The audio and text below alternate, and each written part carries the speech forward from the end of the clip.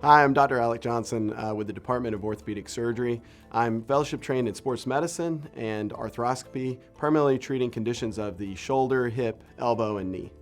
My primary area of research is in head-mounted displays and augmented reality in orthopedic surgery.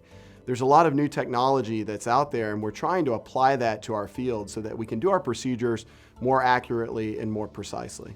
I really enjoy sports medicine because I really get to know my patients, and I have to know my patients because every patient is different about what they're trying to get back to, what their goals are.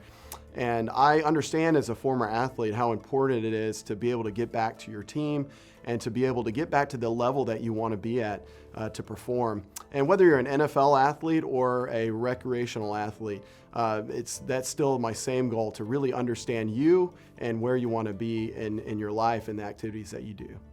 I also treat many conditions around the hip, primarily through the use of hip arthroscopy, treating things like labral tears and femoroacetabular impingement. So if you're a patient in need of any of these services, I'd be very happy to see you in clinic.